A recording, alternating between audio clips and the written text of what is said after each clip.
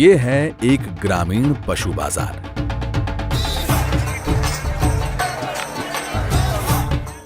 पाई पाई जुटाकर और कई बार तो कर्जा लेकर भी किसान पशु खरीदने आते हैं। किसान इस उम्मीद में पशु खरीदते हैं कि पशु ज्यादा मात्रा में दूध देंगे और किसान की आमदनी बढ़ेगी। लेकिन ये किसान पशु खरीदने से पहले पशु की शारीरिक जांच और पुरानी बीमारी का पता नहीं कर पाते हैं।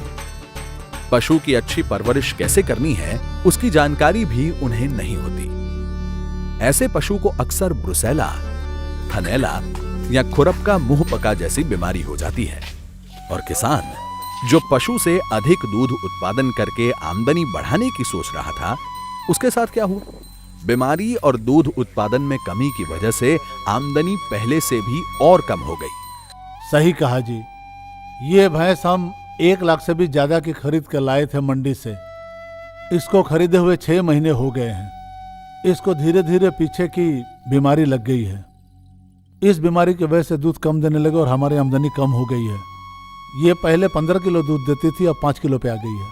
मंडी से जब हम पशु लेते हैं तो हमें नहीं पता होता कि भैंस को कोई बीमारी है या नहीं। वो तो हमें भैंस बेच देते हैं, घर पे आके पता लगता है कि भैंस बीमार है। मेरे गाय को थनैला निकला था, उसको दूध कम पड़ गया, आधा कम पड़ गया, इसलिए मैंने नुकसान करके बेचना पड़ा।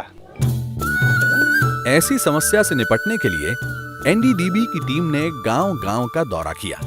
पता लगा कि किसान पशु ले तो आते हैं, लेकिन उसकी अच्छी परवरिश करने का सही तरीका उनको नहीं पता होता।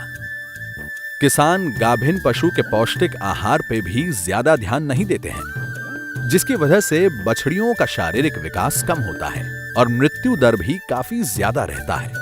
बछड़ियां बड़ी होके गर्मी में देर से आती हैं। उनको गाभिन होने में भी ज्यादा वक्त लगता है और 2 ब्यात के बीच में काफी अंतर रहता है। दूध तो वो पहले से ही कम देती है। नहीं, छोटी बच्ची को हम अलग से कुछ नहीं खिलाते, जो हम पहले से खिलाते आ रहे वही खिला रहे। हम हर गाभिन भैंस को या बछड़ी को स्पेशल नहीं खिलाते, जो हमारे बुजुर्ग पहले से ही खिलाते आए हैं वही देते हैं। एनडीडीबी की टीम इस विषय पर काफी अन्वेषण करने के बाद एक कार्यक्रम लेकर आई है, जिसका नाम है काफ रियरिंग प्रोग्राम यानी CRP। CRP के अंतर्गत अलग अलग अवस्थाओं के लिए 3 विशेष फीड तैयार किए गए हैं। प्रेगनेंसी फीड गाभिन पशु को आखिरी 2 महीने में दिया जाता है। काफ स्टार्टर फीड बछड़ी के जन्म से 6 महीने तक दिया जाता है और काफ ग्रोथ मील बछड़ी को 7 से 27 महीने की उम्र तक दिया जाता है।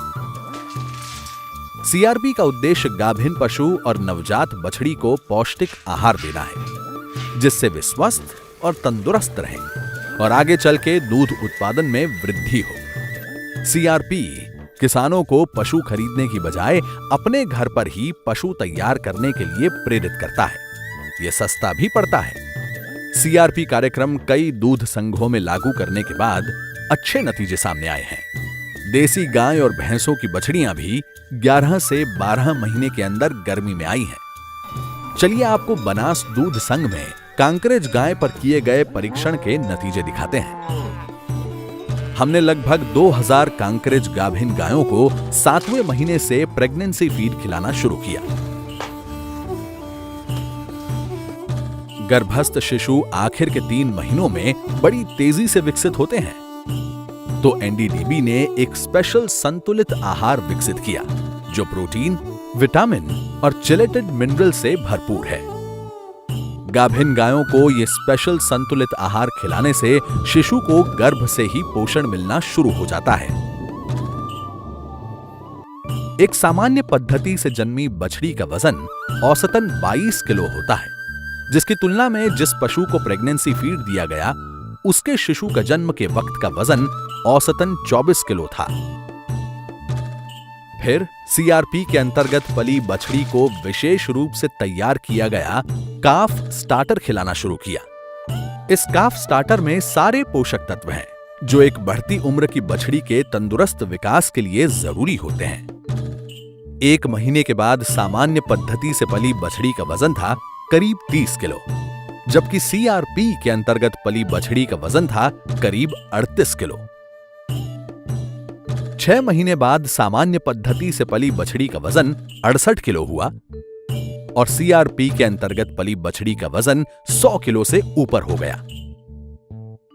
यानी 6 महीने में ही सीआरपी के अंतर्गत पली बछड़ी का वजन सामान्य पद्धति से पली बछड़ी की तुलना में 32 किलो ज्यादा था। 7वें महीने में काफ ग्रोथ मील खिलाना शुरू किया। यह खास आहार बछड़ी को 27वें महीने तक दिया जाता है। इस पूरे कार्यक्रम के दौरान समय समय पर टीकाकरण होता था एवं कृमिनाशक दिए जाते थे ताकि बछड़ी को आगे चल के कोई गंभीर रोग न लग जाए। पौष्टिक आहार मिलने से बछड़ियों में रोग प्रतिरोधक शक्ति बढ़ी और मृत्यु दर में भी काफी कमी आई। ये तंदुरुस्त बछड़ी आगे चल के अवश्य ज्यादा दूध देगी। पर माँ और बछड़ी को ये चारा खिलाना महंगा पड़ता होगा। फीड अगर महंगा होगा तो हमको क्या फायदा, हमारी सब कमाई तो फिर खिलाने में ही चली जाएगी ना। आपकी चिंता बिल्कुल सही है। चलो इस चिंता का भी समाधान अभी कर देते हैं। सामान्य पद्धति से पली बछड़ियां देर से बड़ी होती हैं, देर से गर्मी में आती हैं, गाभिन होने में समय लेती हैं, दूध भी देर से शुरू होता है और दूध की मात्रा भी कम रहती है। एक सामान्य पद्धति से पली बछड़ी के ब्यात तक की परवरिश की लागत सीआरपी के अंतर्गत पली बछड़ी के लगभग बराबर ही होती है, क्योंकि सामान्य बछड़ियों को ज्यादा समय तक खिलाना पड़ता है। आइए अब आपको मुनाफे के बारे में बताते हैं। सबसे पहली बात, सीआरपी के अंतर्गत पली बछड़ी गर्मी में जल्दी आती है और उसकी पहली बार ब्याने की उम्र 4 साल से घटकर लगभग 2.5 साल हो जाती है। सिर्फ यही नहीं, सामान्य पद्धति से पली बछड़ियां पूरे जीवन काल में औसतन 6 बार ब्याती हैं। वहीं सीआरपी के तहत पली बछड़ियां 8 बार ब्याती हैं। सीधा 2 ब्यात का फायदा तो इधर हो गया। ऊपर से ये बछड़ियां हर ब्यात में दूध भी ज्यादा देती हैं, गर्मी में जल्दी आती हैं, गाभिन भी समय से होती हैं और इनमें 2 ब्यातों के बीच का अंतर भी कम रहता है। यदि इन सब का हिसाब लगाया जाए तो सीआरपी के माध्यम से पली बछड़ियां किसानों को 1.5 से 2 गुना ज्यादा फायदा करवाती हैं। एक ही जगह पर परीक्षण के नतीजे पर हम कैसे भरोसा करें? ये कार्यक्रम आपने कहीं और जगह पर लागू किया है क्या, और किया है तो उसका क्या परिणाम आया है? बिल्कुल हुआ है। ऐसा परीक्षण पंजाब में मुर्रा भैंसों पे भी हुआ है। यही कार्यक्रम को पूरा दोहराया। आइए उनके फायदे उनकी जुबान से सुनते हैं। और हमने प्रेगनेंसी फीड हमारे पशुओं को खिलाया है, इससे हमें काफी फायदा मिला है। नॉर्मली पशु स्वस्थ रहे हमारे पास, और बच्चा जो पहले 30 किलो वजन का होता था अब 35 से 40 किलो वजन का पैदा होता है। और दूध भी हमें पहले से ज्यादा मिल रहा है। हर एक पशु में पहले से 2 से 3 लीटर का फर्क है और इससे हमारी भैंस ज्यादा बार गाभिन हो सकती है, जिससे हमें बहुत बेनिफिट मिलेगा और 1.5 से 2 लाख का फायदा भी होगा। ये जो एनडीडीबी ने स्कीम चलाई है ना, मुर्रा नस्ल की गाभिन भैंसों के लिए और प्रेगनेंसी फीड शुरू करने के लिए, वो मैंने इस्तेमाल की है। इस फीड का रिजल्ट बहुत बढ़िया है। एक बार तो खर्चा होता ही है देखो जी, पर इसका रिजल्ट बहुत अच्छा है।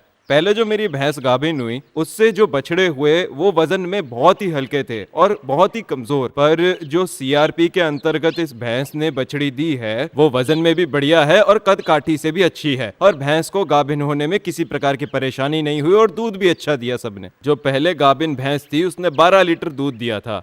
ये मेरी बछड़ी 14 या 15 महीने में गर्मी में आ जाएगी और तकरीबन 24 महीने में पहली ब्यांत हो जाएगी। कहाँ मेरी बछड़ियां 4 साल में गाभिन होती थी, अब 14 महीने में हो जाएंगी। मेरा कितना समय बच जाएगा। आपकी बछड़ी जो 1 बार गाभिन होगी मेरी 2 बार गाभिन हो जाएगी और कम से कम 2 लाख रुपए इससे फायदा मिलेगा। दक्षिण भारत में भी ये सीआरपी कार्यक्रम बेंगलुरु में चलाया गया। यहां भी पशुओं का दूध उत्पादन बढ़ा है, किसानों का व्यवसाय बढ़ा है और उनकी आमदनी भी। बेंगलुरु दूध उत्पादक सहकारी संघ द्वारा चलाई गई इस योजना से मेरे यहाँ दूध के उत्पादन में बढ़ोतरी हुई है। इस योजना को अपनाने के बाद मुझे बहुत खुशी हुई है और मैं पूरी तरह से संतुष्ट हूँ। ये योजना मेरे लिए बिल्कुल अनुकूल, हम सब किसान भाइयों के लिए भी लाभकारी है। सब किसानों को फायदा हुआ है और हम सब संतुष्ट हैं और इसका लाभ उठा रहे हैं। इस योजना से मेरी आमदनी भी बढ़ी है। ये योजना हमारे लिए एक वरदान है और हम सब बहुत खुश हैं इससे। एनडीडीबी ने दूध उत्पादन में वृद्धि लाने के लिए सीआरपी प्रोग्राम आपके लिए विकसित किया है। इसका फायदा कई किसानों को मिलने लगा है। आप भी सीआरपी प्रोग्राम अपनाएं और दूध व्यवसाय से आमदनी बढ़ाएं।